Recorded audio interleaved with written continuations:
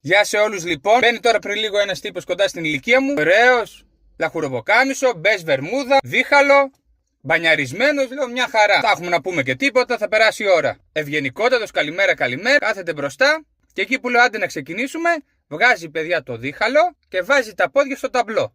Και τον κοιτάζω. Και με κοιτάζει. Και μου λέει τι. Και εδώ. Τι να του εξηγήσω τώρα, ότι δεν παίζουμε σε ταινία του Ταραντίνο? Φαντάζομαι το ξέρει. Και δεν μιλάω, γιατί δεν έχω τι να πω. Να εξηγήσω ότι δεν βάζουμε τα πόδια μας πάνω στο ταμπλό. Παρόμοια μου είχε τύχει μια φορά που μπήκε ένας κύριος με κουλουράκι, βγάζει το κουλούρι παιδιά και το τεινάζει έτσι μέσα στο ταξί για να το φάει. Την έδωσα εκείνη τη μάχη. Τι για να τεινάζει κουλούρι κάπου, μόνο αν είσαι καθηγήτρια αγγλικών στο διάλειμμα. Και συνεχίζω με το παιδί και με κοιτάζει. Και τον κοιτάζω. Μου κάνει ένα στραβοστόμικο. Να τα κατεβάσω, Αν μια στο εκατομμύριο δεν θες να βρεθείς με τα γόνατα στα αυτιά, ξέρω, καλό θα ήταν. Οκ. 5,5 χρόνια παιδιά στο ταξί, τέτοιο μη έτσι δεν έχω ξαναζήσει. Μη έτσι ρε παιδιά.